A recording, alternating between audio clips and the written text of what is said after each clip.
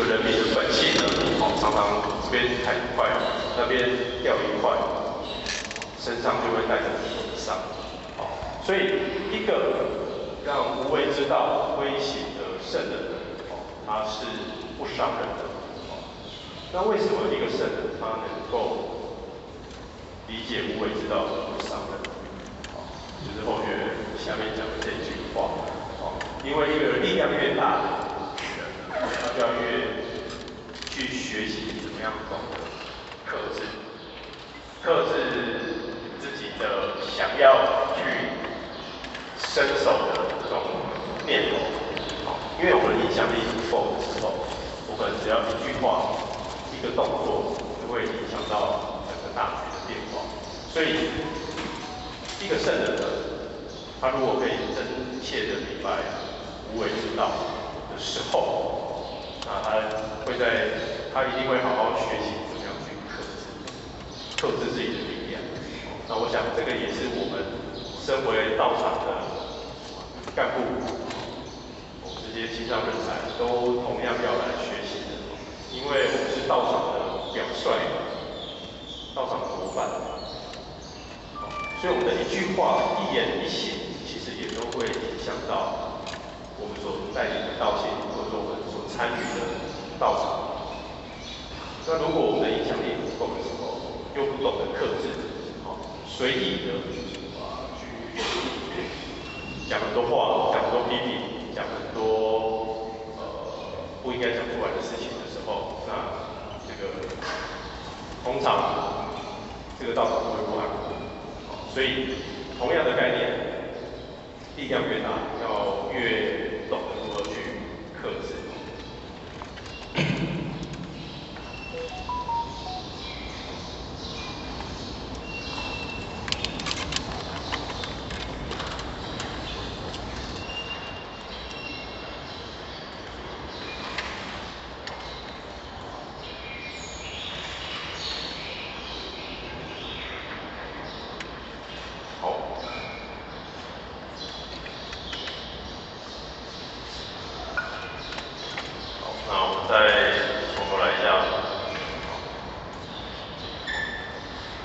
是大国若烹小鲜。我们讲到了一个好的厨师该有的能力，一个治国者该有的理念。那在回归到在治理我们的心念的时候，我们有没有好好的理解我们的性，了解咱的心性？那如果有的话，让这个无为而治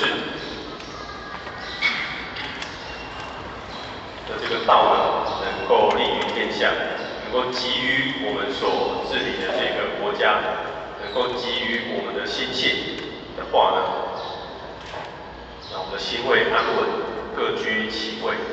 这个时候，其贵不胜。这个我们所处的困境就不会时常的影响我们。那这个鬼呢，这些困境也不会伤害到我们。不会伤害到这个土地。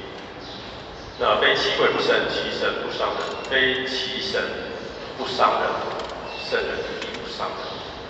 所以不管是鬼，就是这个外在的无形的力量，或者是这个统治者所拥有的实质的影响力、有形的影响力，也不会伤人，因为它不会随意的去更动政策，它不会随便的去翻那一只鱼，所以这只鱼呢，可以好好的被处理好，这个国家人民可以好好的被治理好，大家安居乐业。那这个是非其神不伤人，圣人亦不伤人。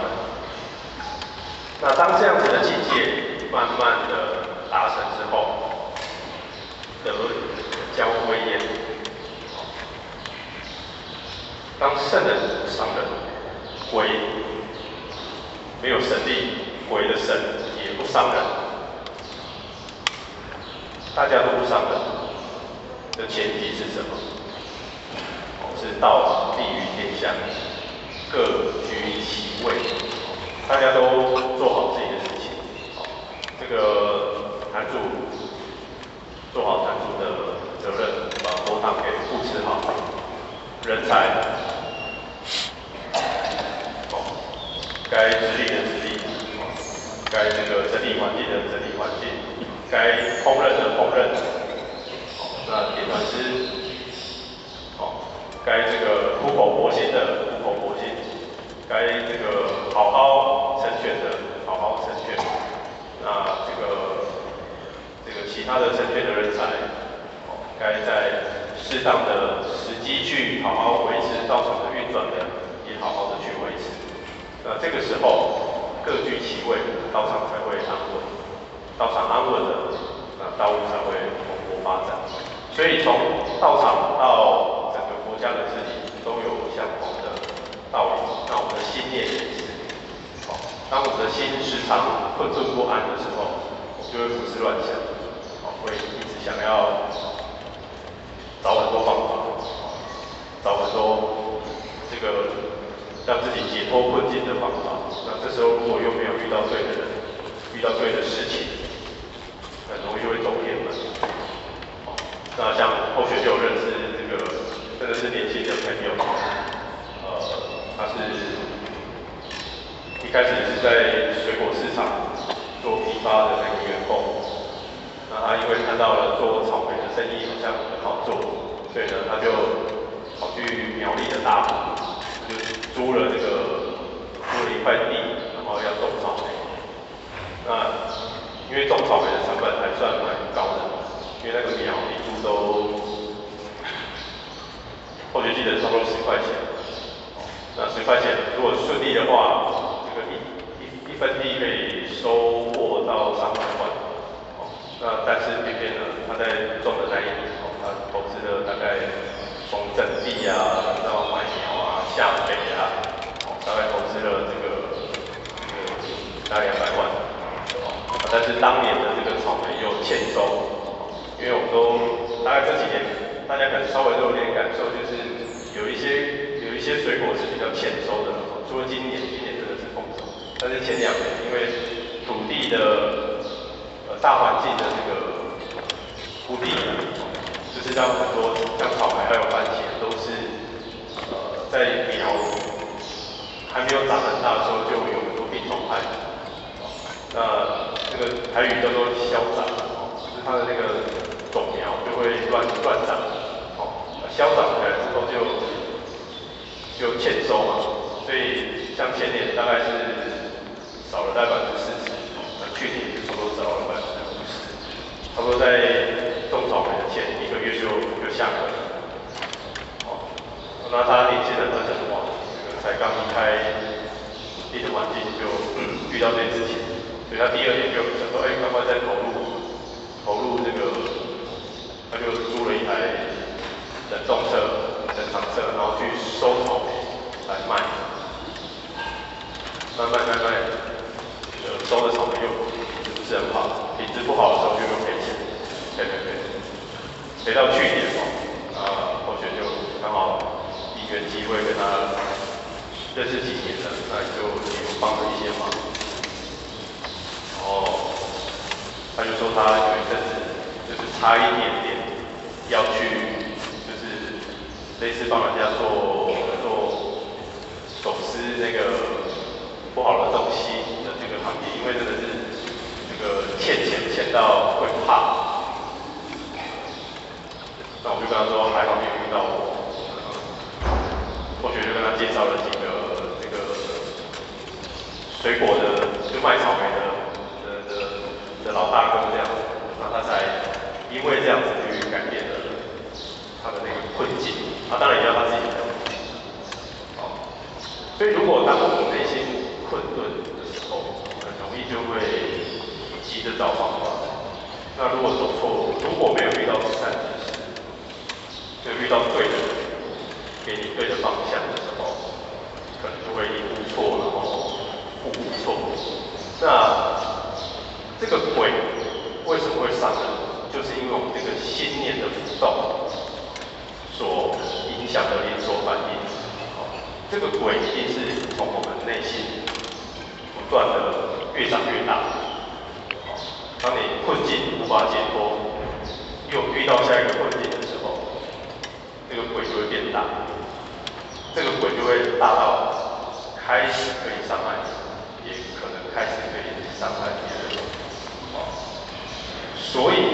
重要的一点是，为什么我们今天要来道场学习？因为在道场学习，就可以遇到很多善知识跟很多对的这个人来帮助我们走到对的地方。那所以当鬼，我们内心的这个鬼没有办法去影响我们，就是这个负面的力量、阴暗的力量开始没办法伤害我们、影响我们。那外在的环境，我所处的这个环境，又是圣人所治理的这个不伤人的环境，以道力天下，其鬼不胜的这样子的一个环境的时候，外在的力量，圣人所统治的这个环境，也是好的环境的时候，两不相伤。我自己内心的鬼，我自己想办法克服。那我又去到了一个有道力天下的环境，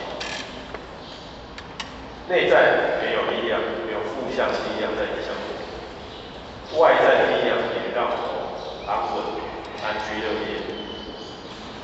这时候我就处在两不相伤的境界。那凭什么我们可以走到两不相伤？第一个要有智慧。我们刚刚有聊到，常人浅其欲，要有智慧。有智慧，破除这个三毒；有智慧，拉高我们的格局，不受欲望的牵引的时候，我们内心的鬼自然而然就被我们打破，它就会越来越小，就不伤，内心不伤人。第二个，有智慧，让我们走到这个有道的天下。今天为什么我们会来道场修持？因为孔夫子跟我们讲理的为美。我们就是要有智慧去选择，让自己站在对的地方，居住在对的环境。居住在对的环境有什么好处？我们时不时可以遇到对的人，时不时可以遇到好的事情。就像我们今天这个君子不立危墙之下，我们今天如果选择住在那个要举例子就比较不好意思。如果像之前有风灾、淹水的地方、土石流的地方，那当然，我想当初他们选择那地方可能不是危险，都是后面有一些因素。那后续是举例啊。如果我们今天选择居住的地方，它就是有危险性，它就是会有土石流，就你也已经知道了，但是你还是去住的话，那这件事情发生的时候，那就是我们自己要承担。所以以人为美，告诉我们的是，我们要有智慧去选择自己要生存的地方，要生活的地方。因为如果我们知道我们今天要做的事情是不断提升我们的心性跟修持的话，那我们要选择对的地方去生存，去居住。那所以内在有智慧，有修持，我们去克服了不伤人。外在我们也选择了一个有道的天下的时候，两不相伤，故得交归也。那这个德呢，后学认为老子讲的就是各居其位的这个德。你的位置，你的本分，跟我的位置，我的本分，我们各安其所，我们不会互相侵扰。你做好你的事情，我做好我的事情，但是我们结合在一起，我们放在一起的时候是很和谐的。所以后学这边举的例子是，万物居其位，共荣跟和谐。那各位，因为我们的上天创造这个万事万物都有它的这个位，这个在中庸里面也告诉我们很多道理。我们如果能够各居其位，各尽其性的话，那这个中庸之道就可以涌现出来。那所以呢，或者认为老子在这边讲的道理也外不是故德交归焉。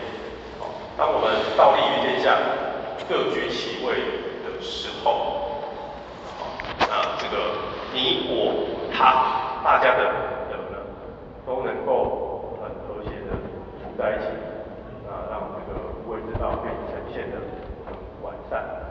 那这个就像《礼运大同篇》里面告诉我们的，大道之行也，天下为公。为什么要讲《礼运大同篇》？因为它开宗明义就告诉我们，这个大道讲的就是天下为公的道，也就是老子在这一篇里面所讲到的无为、无我、无私的道。当大道被推行的时候，天下为公的时候呢，这个人如亲其亲，自其自。那各安其位是怎么样呢？是尧有所终，壮有所用，幼有所长，鳏寡妇废疾，皆有所养。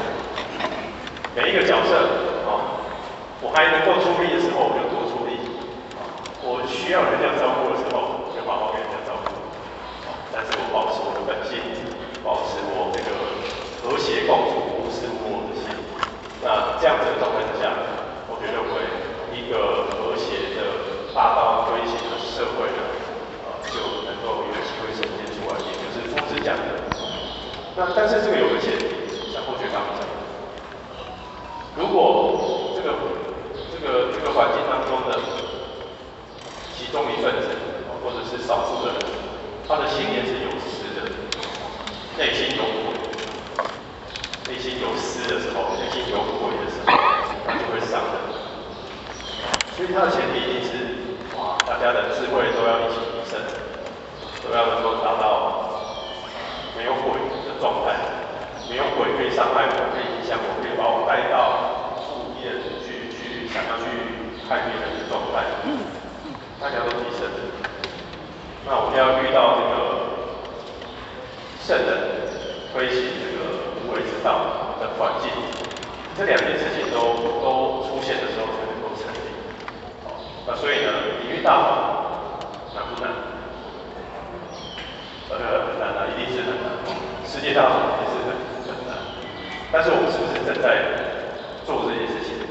我们是不是正在走向这一条路？我觉得不是。因为呢，越困难的事情，就要越用力。如果简单，就大家都做完了。如果这个超生了死，就是点完师给我们听一下，我们就到的话呢，大家也不用这么辛苦。因为那件事情非常不容易，自己要修持嘛，还要遇到对的环境、对的人事物，它才有可能。